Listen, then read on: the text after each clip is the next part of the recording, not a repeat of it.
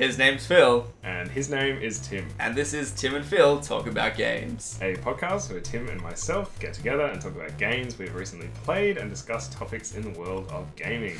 This week on the podcast, it's time to bring an end to the year with our favourite games of 2014. We'll be going through our most loved gaming experiences of the past 365 days, as well as a more general outlook as to how video gaming has fared. Yay! Excellent. So, as you can see, yeah. we are now in the same room. Yeah, it's really weird. It's not some time vortex. That would be awesome too. It would be pretty cool. Nice sort of wormhole between Perth and Sydney. No, the reason basically we've been AFK for about 20 days now, more than that, probably more than that. Who's counting? Yeah, Facebook. Yeah, we've been AFK for quite a while. That's mainly because end of year shenanigans, obviously work and stuff gets pretty busy for myself. Tim, however, decided to move back from Sydney to Perth, so that's been taking up pretty much all of his time. Mm-hmm. He drove, how many Ks was it? I drove another 4,500 kilometers across the great desert of Australia. Yeah, it's pretty crazy. So he was doing that, which took quite for a while. many days. For many days. So yeah, that happened, and then we were gonna try and get this episode done before the end of the year, so before it was actually 2015. But then I got gastro for 3 days straight, so that's been putting me out of Oh, is that commission. what it was? I thought you were cosplaying as like a Harry Potter blast-ended scute or scroot or whatever they I are. don't know what that The is. little slugs that explode at Oh, both okay. ends. All right. Yeah, well, that was approximately what I was, and I still kind of feel a little bit crappy. Although today we went out and had burgers, so I can't be feeling that bad. So yeah, it's been pretty good. You will notice that we are drinking a lot of like lemonade / aloe vera water because it is balls hot here in Perth. 39 degrees. Yeah, and the only place that we have to record is in a tiny studio, which we put blankets up behind us because it's so echoey at the moment. And yeah, it's just ridiculously hot up here. So if you see us just starting to like decay and sweat, that's If my what- makeup starts running, that's... that's a bad sign.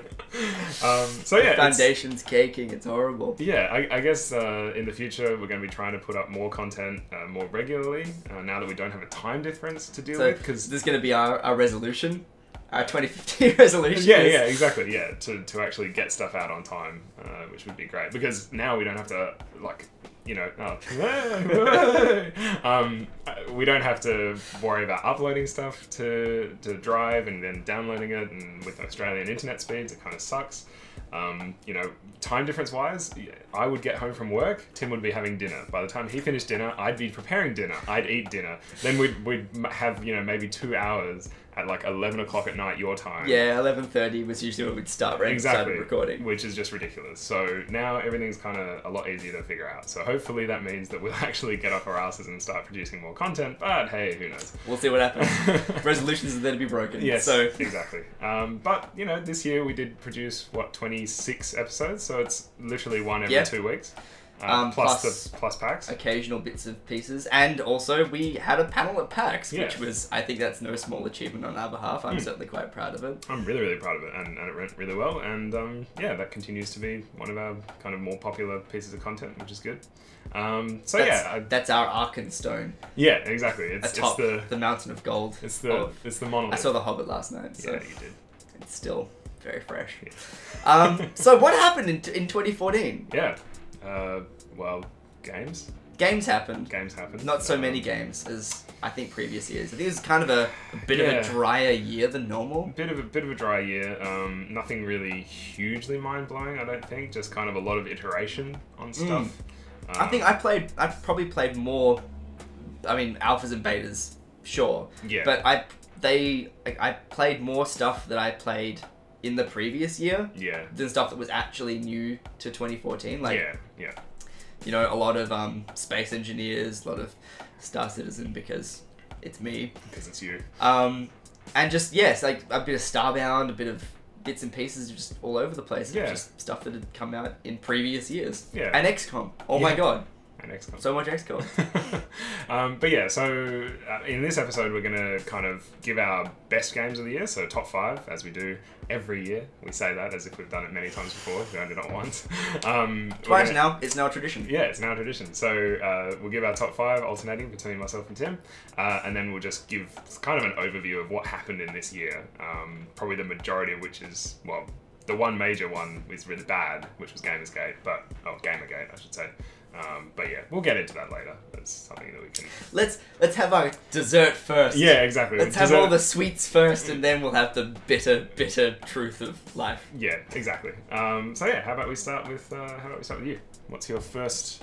Oh, and also we've given them all ridiculous category-winning names rather than top 5. I don't like giving a number to things because hard. I certainly couldn't look at the games I played this year and say, well, this was number 3. Obviously. Yeah, exactly. Yeah. So I think that every game certainly stands out in its own right. So we've picked 5 games that are the games that we also have connected with the most. Yeah. So my first award for 2014, and the Logie goes to... Logie, as if anyone knows what as if anyone knows what a Logie is. Anyway. Television acting in Australia, by the way, if anyone's interested. Acting. So, for me, my first award goes... the best game with the word saga in it that is actually about a saga goes to... Candy Crush Saga. No, I mean Banner Saga. Banner Saga. Banner Saga was... we went through the list of games that came out this year, and I was actually shocked to realise that Banner Saga was this year. It feels like so long ago. But I guess that's what happens when something is released in January. Yeah. And I should also point out that Banner Saga 2 coming out very, very soon. Really? So, very excited about that. Awesome. Have you get to the end of the Banner Saga? No? That's okay. Steam syndrome. These things happen. I can't help it. Banner Saga finishes really abruptly. Right. And it's like, what is that it? And there's no sort of, it's not the syndrome where it's like, it's sequel syndrome where it's like, and this is the resolution, or is it? Dum. This just really ends really abruptly after something pretty horrific happens, and you're like, whoa, what? Yeah. Is there more to the game? This can't be all of it. Well, it's like the ending to a fantasy novel. Yeah, exactly. In a trilogy or whatever. So I'm glad that there is a second one, and I'm really keen to start playing that up again because Awesome. Banner Saga was a phenomenal game. Yeah.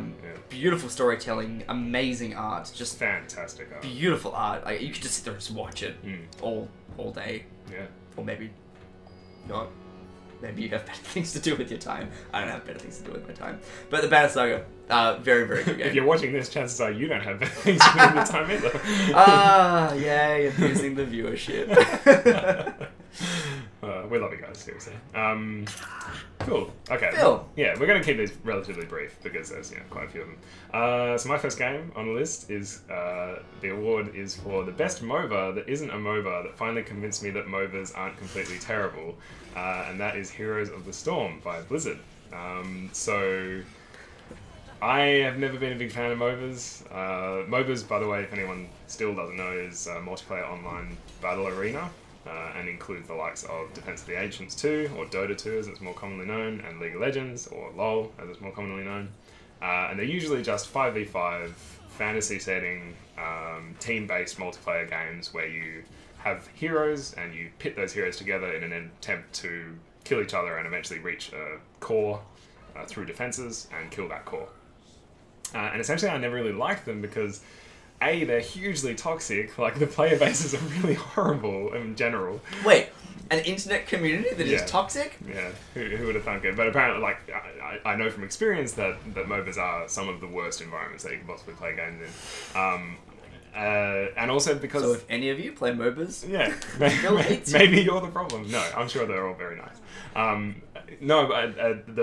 The other thing is that the MOBAs that are kind of the big ones at the moment, which is Dota and League of Legends, require like a huge investment. Like there's a really big barrier to entry in terms of the starting amount of heroes and the starting amount of items that you can kind of choose from.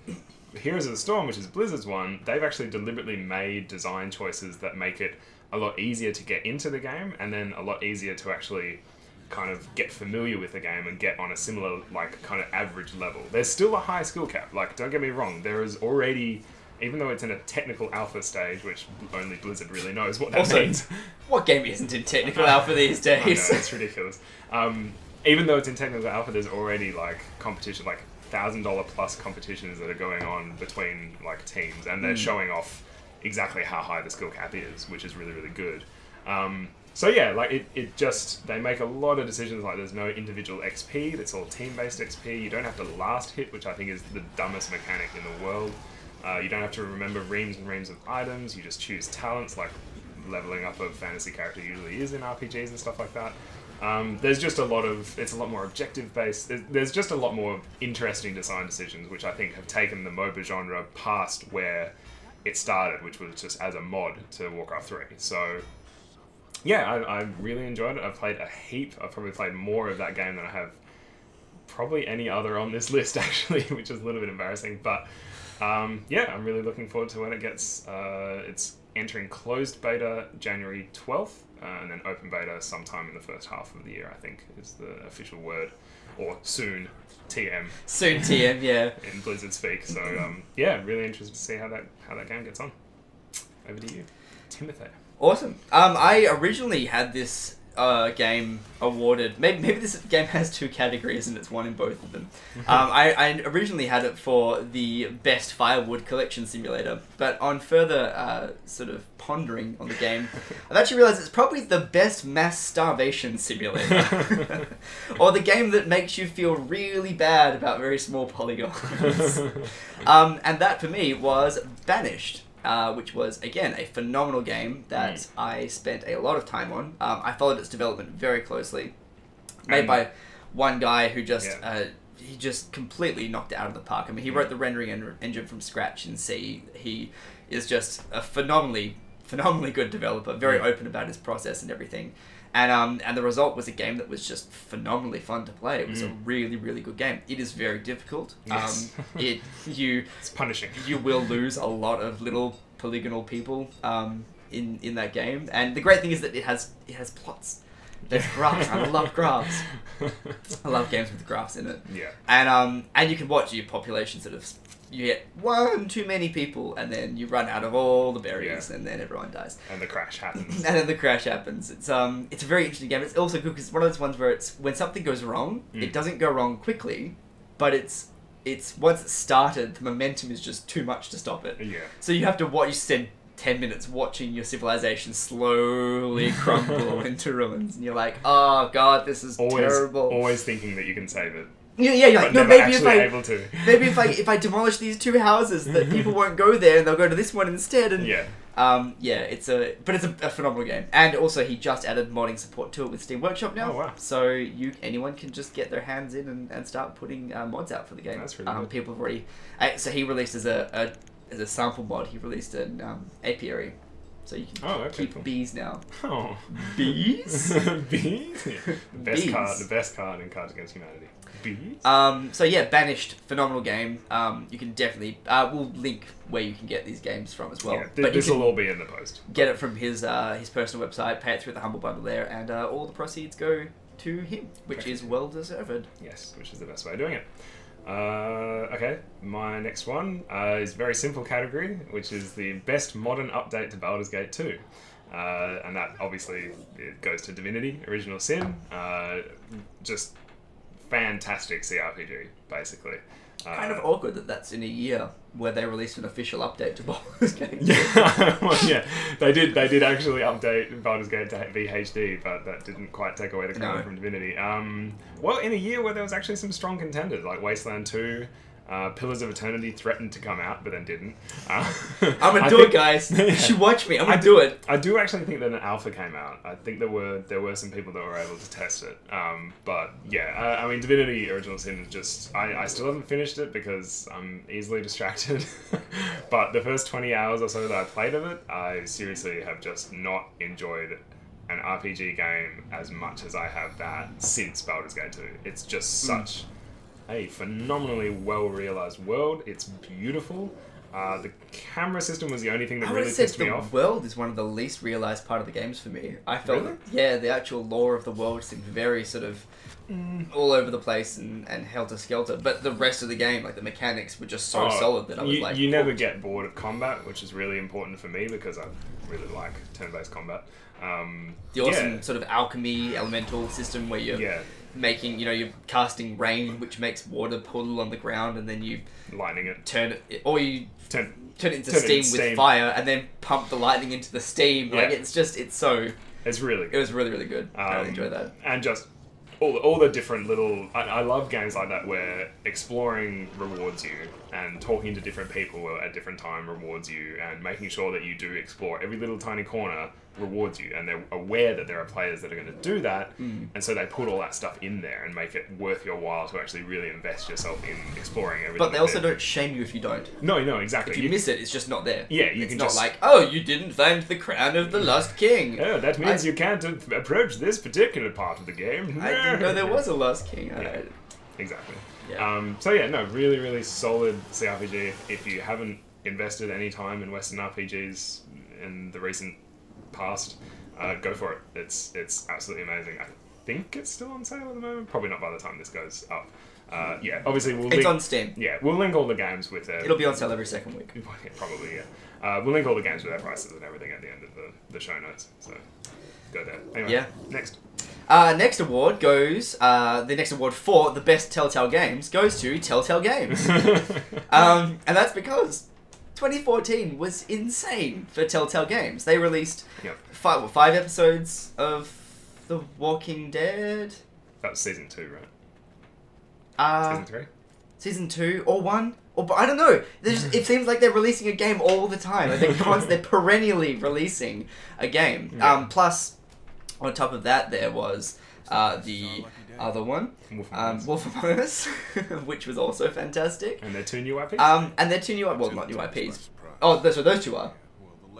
No. I sorry, I meant their new acquisitions. They're new 2 acquisitions of IPs. Yeah. None of these are new IPs. No, they're all well established, but they're not established in the gaming circle. Yeah. So The Walking Dead, obviously, The Walking Dead, and Wolf Among Us. Fables. Or Fables. But then they also have just released the first episode to the Game of Thrones game. Yes. And you expect these tie-in games to be terrible, but Telltale Games just apparently live in some other realm to us. They don't... I don't know, they never got the memo that tie-in games were meant to be produced cheaply and to make a lot of money before people realise that they're terrible. Not very good, yeah, exactly. The Walking Dead Season 1... literally brought me to tears. Yeah. It was just a beautiful game, brutal in the storytelling. Not difficult. In fact, there is no difficulty. I mean, there's even the QuickTime events are not QuickTime events. I mean, they give you like a bajillion hours to click the button. But I don't know. It told the story so well. And now we've got Game of Thrones, which is another IP I love, and I'm super keen to get knuckles deep into that one. Yeah. I'm really looking forward to it. Yeah. Pretty much anything. If Telltale Games like, hey, we're gonna do this now, I'd be like, cool, yeah, do it. Friends. Yeah. we're gonna do a game based on Friends. They would pull it off. It's just it's too good. They're insane. They're really, really good. They also have the Borderlands Borderlands IP coming out as well. I know I was missing something. Yeah, that's the already out. The pre-sequel. Yeah. Yeah. No, the pre-sequel. Well, that's a game. That's the other game that's out. I think it's Tales from Borderlands. Tales from Borderlands. Yeah. And again, in fact, it's kind of interesting because taking a game with a really well-established IP like Borderlands, and then converting that into a procedural storytelling system, like that's really interesting. But I think they saw the potential for that there, just in terms of the storytelling in Borderlands 2. Oh, the storytelling is already amazing. I mean, the storytelling in the Borderlands games are phenomenal. It's phenomenal, but it's decent for an FPS. I don't know. Some of the storytelling is really good. Yeah. Anyway. Beg to differ on that. But also the fact that, I don't know, there's a certain element of the Telltale games that reminds me of the tie-in graphic novel that you get sometimes with collector's editions of games. Yeah, sure. Except it's interactive, so better. Yeah. Because interactive is almost always better. Yes. I don't know. They're on magic. fire. They're absolutely on fire at the moment. They can't do anything wrong. I guess, aren't they ex-LucasArts guys? Doesn't that kind of say everything? I have no idea. I have no idea what their lineage is. But that would make sense. It would absolutely make sense. Yeah. Yeah. Either way, just shut up and go buy a Telltale Games game. Yeah, exactly. Tell. Do it. Game. Do it. Game. Tell. Tell. Games. Games. Tail. What about you, Phil? So my next game is the only game on this list that is not on PC. On both of our lists, which is not on PC actually. And that is the best game to play while waiting for your significant other to get ready. And that is Super Smash Bros. On the 3DS. That came out, about a month ago? 2 months ago? Something, well, around the time of PAX, I guess. Oh, yeah, PAX Australia, that's true. so. That's true. So it's beginning of November. Just amazing how much they've packed into the cartridge of the 3DS. I am really astonished at how... Also really shows off how much of the 3DS is untapped, really. Well, how powerful it is. And Nintendo's first-party titles almost always do that. They're almost always the titles that go, hey, so all that processing power that you thought you didn't have or you thought that you couldn't take advantage of... It's under the couch! We hid it there! Yeah, exactly. Like, keep looking, guys. It's such a tight experience. Like, it's just so... It's Smash Brothers on the 3DS. Like, it's so perfect and so perfectly put together. So... I haven't had a chance to play like online or against anybody. It's literally just except for in lines at PAX, but then that didn't really work. It was really the wireless weird. was really jaggy. Also, the things it does to your battery. Oh, horrible! Oh, unspeakable things. And you need that for Street Pass. Yeah. So I've pretty much just been using it as literally as something to do while I'm waiting for other things to happen. So while I'm cooking, if I'm waiting for something to go by for 10 minutes or something like that. Smash Brothers. If I'm waiting for my girlfriend to get ready, Smash Brothers. If I'm waiting for a TV, like something on TV to come on, and it's got another 5 minutes to wait, Smash Brothers. Like, it's just the perfect little game.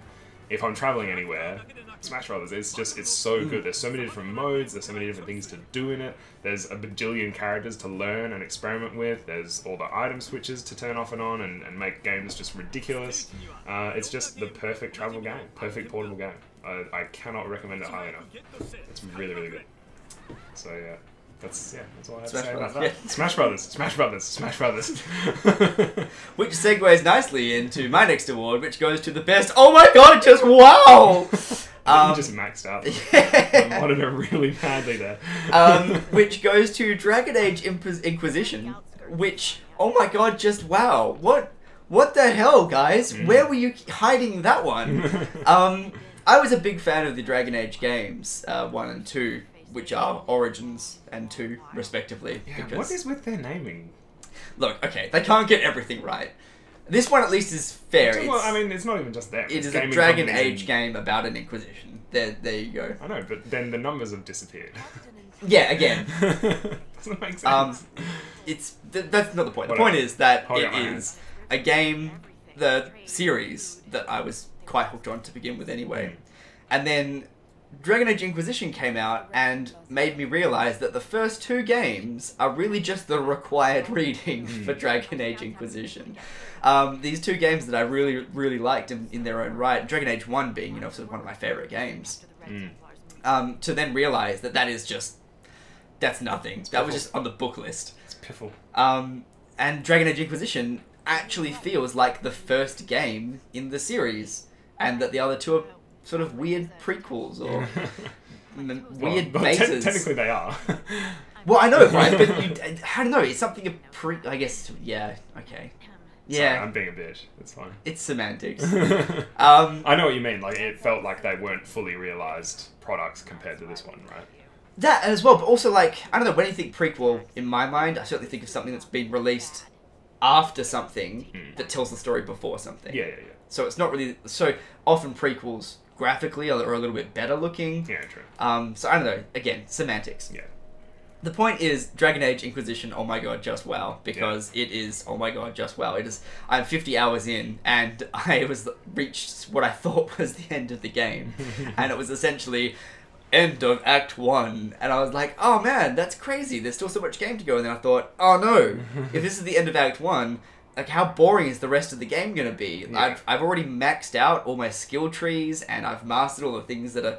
And then Act 2 starts, and they're like, here are these entirely new skill trees to work with, an entirely different game mechanic that you've never seen before, a resource that's never been seen before.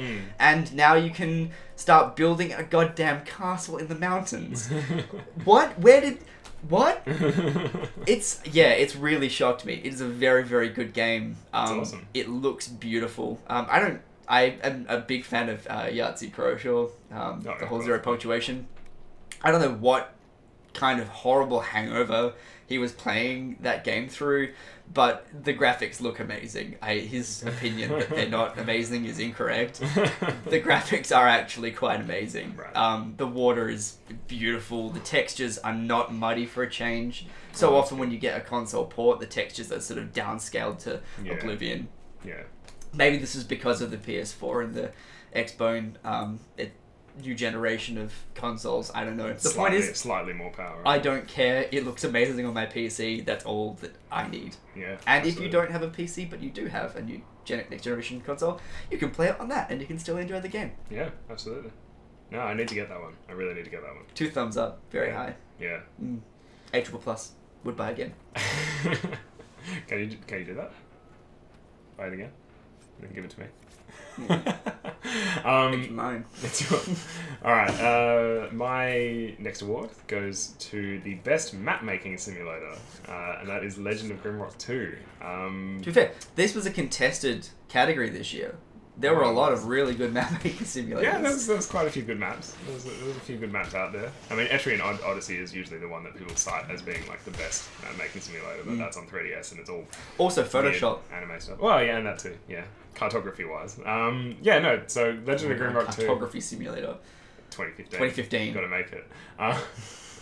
Legend of Grimrock 2 is obviously the sequel to Legend of Grimrock 1. If it had just been Legend of Grimrock 1, but with more interesting puzzles and still completely underground and just fighting the same enemies or whatever, I would have been totally fine with that. But instead they just went, right, okay, the thing that people hated the most about the game was the fact that you were running underground in dungeons for the entire time and felt very oppressive because of that. And so they decided to set the second one on an island, and making it into an island and having above ground and below ground bits as well as a day-night cycle just makes this game feel so much better. It's so much more interesting. They can do a lot more with the puzzles. They can do a lot more with the creatures as well, because it now makes sense to have larger creatures above ground because, you know, they can fit there.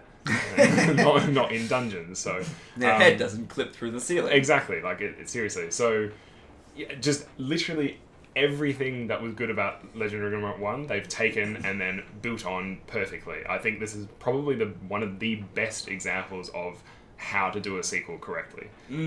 It's so much better. Like, I can't even describe how much better it is. So yeah, I would almost recommend not playing the first one and just going straight to the second one. Just because... Well, also, you don't really need... You There's don't no really story need... per se that exactly. makes sort of contiguous. That's probably the only criticism that you could make, but to be honest, like, story sometimes does get in the way of producing these kind of puzzles, because then you have to find a way to justify the puzzles, whereas in this it's like, you've landed on a crazy island run by... Full of puzzles. Yeah, crazy dude. Why not? Loves puzzles. Alright, go for it. So yeah, I don't really find that too much Called of the puzzler. Yeah, Puzzle Island guy. But yeah, it's such a much better game than the first one, while not being like...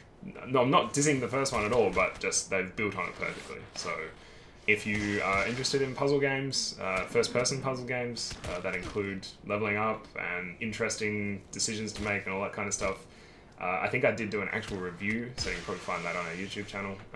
So yeah, check it out. It's ridiculously cheap for what it is. It's like $15. So and hours and hours of play. Hours of play, and just stimulating, just very challenging, very interesting. It's like attaching 2 soft electrodes to your nipples. Yes. Enjoyable and stimulating. Very stimulating. It's hard. It's really hard. I'm sweating so much. It's so hard. It's ridiculous. Alright. Alright, let's see if we can we just slam through this? We gotta wrap this up before I melt. So my final award is the best orbital dynamics educational tool that turned out to also be a ridiculously fun game, and that is obviously going to be going to Kerbal Space Program, or more specifically this year, because I guess Kerbal Space Program Been out for a while. We went into beta. It also went into beta most recently, so that's a big milestone for them. They're now what they call feature complete, so they have all the features that they want you to have in the game. But the big thing for me was Kerbal EDU, or Kerbal Edu, or Kerbal, depending on the kerning of the font in use. The point is that Kerbal EDU is an educational mod for Kerbal Space Program. Now, people already recoil, and some people have already closed the video down. Come back, people. It's not an educational game. It is still just Kerbal Space Program. The only difference is that you now have Kerbal Space Program with more plots, which already I like. But, in fact, some of the features in Kerbal EDU I kind of wish were just in the base game anyway, because some of them are actually useful to look at. Yeah. But what it essentially lets you do is install Kerbal Space Program into school classrooms, where children are learning, and hopefully, and allow them to interact with the game in a way that is actually meaningful in terms of an educational point of view. You can output all the numbers that are going on in the background. You can output them to a CSV, and then load them into Microsoft Excel or whatever your favorite data package is. And it's, first of all, the kids already know about it. They've been playing Kerbal Space Program anyway. Oh yeah. We mentioned this briefly in the PACT panel that we did, the Video Games for Science. But I've been taking the Kerbal Education version into classrooms, and the first thing you say is, "All right, so has anyone in here seen a game called Kerbal Space Program?" And 2/3 of the class immediately are like, "Yeah, I play that all the time." And half of these kids are better than me at it as well. Yeah.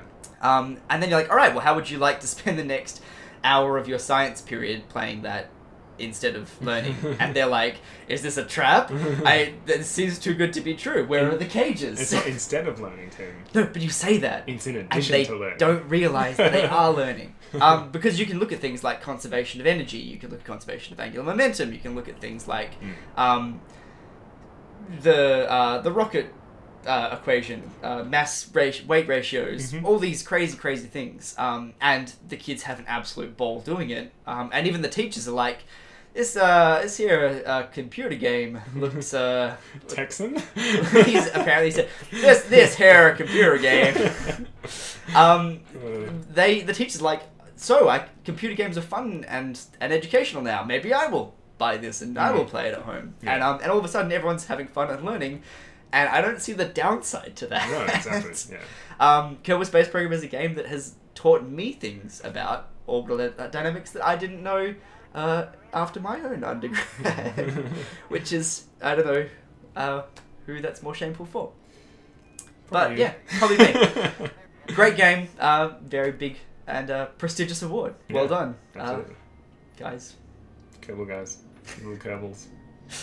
Alright, final award for me goes to the best tool to make you realise just how challenging and fun it is to make a game. And obviously that goes to Game Maker Studio.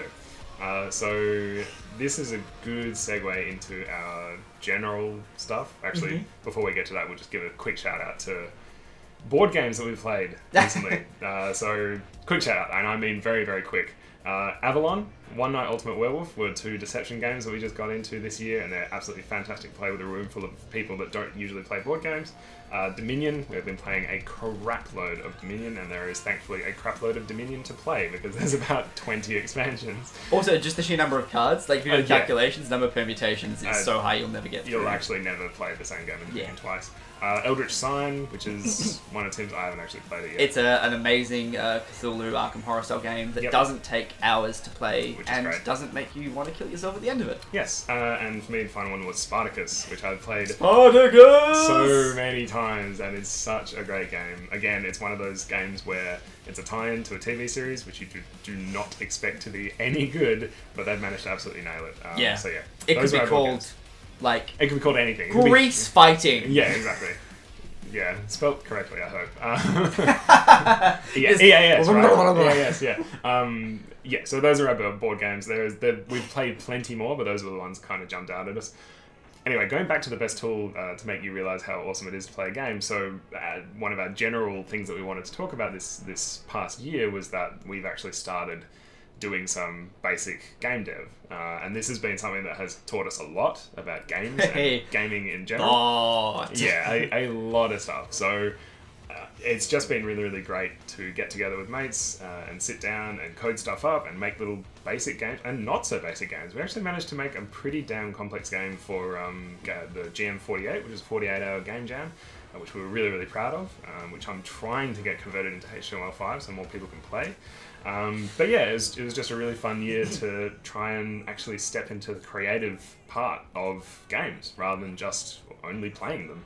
And it's probably up there with Heroes of the Storm in terms of how many hours I spent. Oh yeah, so many, and not studio. like it's not work stuff as well. Like you're making a game, but you're also having a lot of fun doing it. And every time you make those little iterations and you get something that works, and then you press compile and it works, and you're like, holy crap, I did that! Yeah. That was me, guys, I did that! Yeah. Yeah, you're really excited. Yeah, and it's not only just the coding part, it's the spriting, it's the music making, sound design, everything. Which is something I've learned a whole lot this year, a huge amount of sound design stuff. Yeah, so it really does, games in general just really do encompass a lot of the creative kind of main disciplines, so sound, writing, and art. So pretty much everything except calisthenics. Yeah. The rods. Oh, the rods.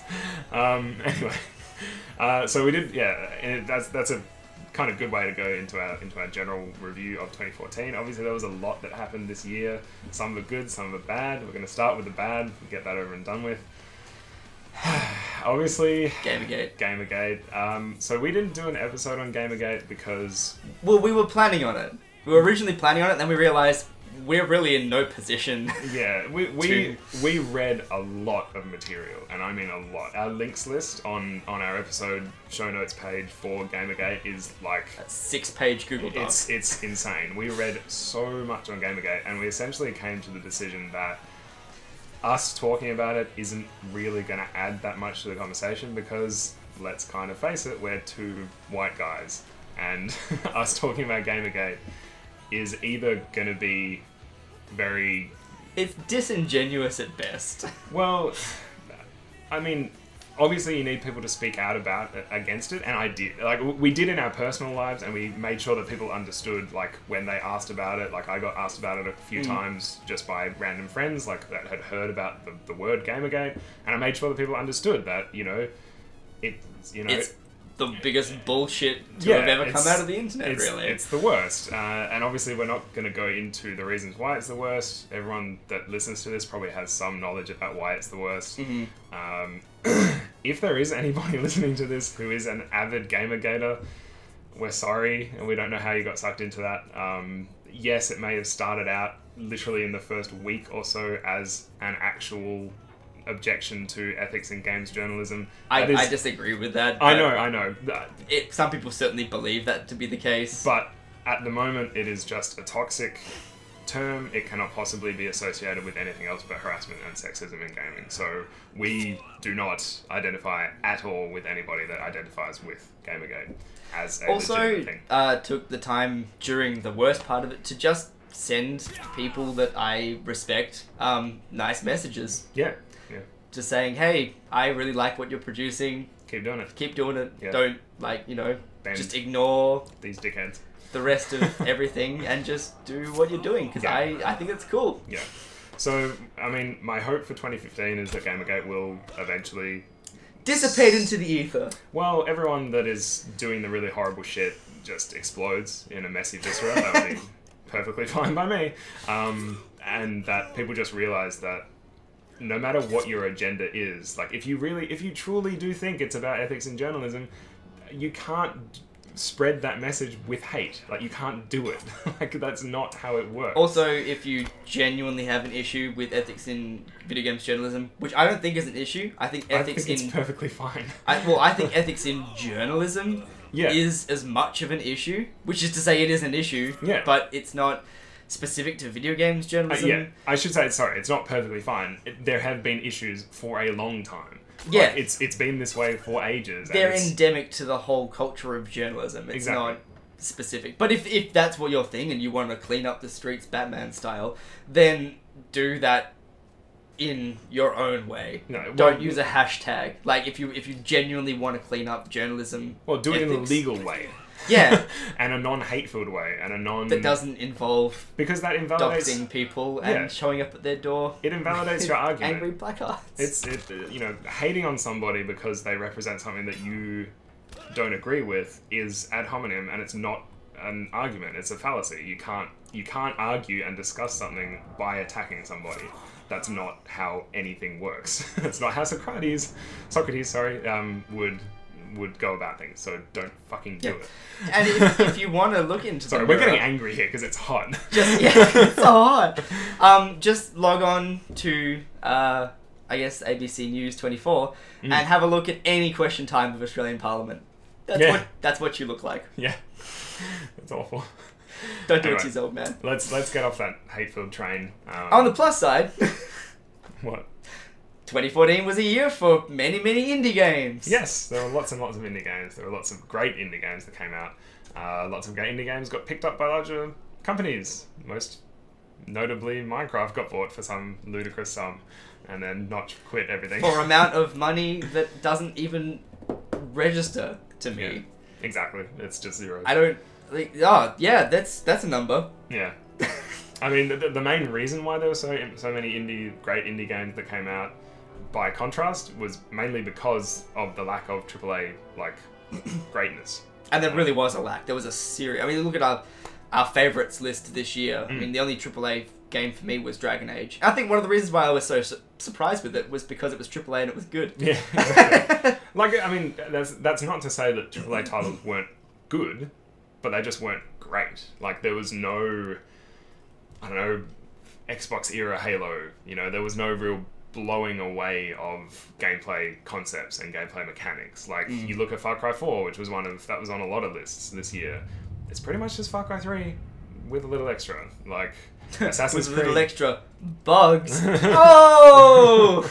And elephants. Also elephants. And elephants. You know, the newest Assassin's Creed, you know, made a lot of best of lists. Speaking of bugs. But that was a buggy mess of crap.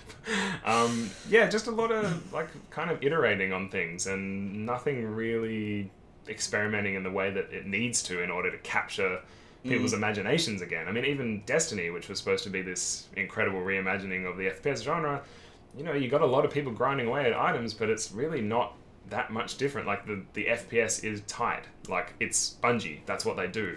But you're not really reinventing anything. So... Man works in Lollipops factory. Eats lots of lollipops. Whoa, big whoop. What the fuck? Is that Metalocalypse again? What? Is that Metalocalypse? Yeah. Alright. Good. I'm glad. Yeah. The point is, if you're known for being amazing at eating lollipops and you work in a lollipop factory, you can't boast about how many lollipops you ate. Yeah. It's a good metaphor. For life, I think. Yeah. Sweating. I'm really struggling. This is gross. All right, let's wrap it just up finish here. Okay. What did we do? Steam continued to evolve, which is actually becoming really. It's from listening to a lot of game dev podcasts and watching a lot of game dev videos and reading a lot of game dev articles. It seems like Steam is actually becoming a little bit more friendly to smaller startups, which is really good. Yeah, which it needs to be. Which it needs to be. The discovery queue was a big thing. People have started. But seeing also some the interesting fact that we've now got as well things like the Humble store, Yep. selling individual things like Steam. alternatives. Yeah. But also the fact that the Humble store and Steam kind of work together in that you can buy something on the Humble store and then convert it into a Steam code, Yeah. which puts it on your Steam list. Which is really good. So Everyone wins. That was really great. And also esports continue to get even more large and ridiculous. Counter-Strike in particular really took off this year. Also, when we say ridiculous, we mean ridiculously awesome. No, yeah, really, Like, it's great. Keep fantastic. doing it. Keep doing it. We love watching esports as much as we love watching sports, which for me is a lot and Tim not so much, but I once watched a more sport. in his case. Yeah, more in his case. They had a ball in it and they threw it backwards. Yeah. I think it was rugby. Ruggers. Ruggers, I think is what it's called. Yeah, so esports just continues to get bigger and bigger and bigger. And also esports controversies continue to get bigger and bigger and bigger, which is fun because Counter-Strike had a huge upset with people getting back banned for things that they had cheated in that actually earned them like hundreds of thousands of dollars. So that's good. Who would have thunk it? Who would have thunk it? All right, that should do it because we are actually about to pass out. So Everything's getting dizzy and swirling. Yeah. Why is the monitor like this? I guess probably the last thing that we want to do is thank everybody. Yeah. Thank you. Everyone, if you have watched a video, thank you for being a number on our screen. Yeah. And that sounds really demeaning, but oh no. we see You a don't number and understand. we're like, Phil! You're maxing out the microphone again. Sorry. Jesus. I'm a loud person. Yeah, we get really excited every time we see even just one person download something, watch something, stream something. It means a lot. It means a lot to us. It means a hell of a lot. So, And even more when people comment or send us emails, Facebook messages, Steam messages. Yeah. Like, it's been a fantastic year for that. I think I've made probably 6 new online friends, people who have just found the podcast, enjoyed it, and wanted to chat. So, thank you, those people. Yeah, big shout outs to... well, I think in particular we should mention Stanyo, who provided us with more than one topic for our episodes. Also Abby, who entered every single one of our competitions and actually talked to us and interacted and is doing her own really cool blog actually about her living abroad and being bilingual. I think it's called Mum Dad. I'm bilingual. So which is an awesome pun. Which is really good, a good pun. So yeah, check that out. It's actually quite interesting. She has rats for pets. Pretty fucking cool. So yeah, check that out. Yeah, just everybody who has listened and continues to listen, thank you very much for doing so. And we will, I guess, see you in 2015. So, as per usual, you can find us on the web.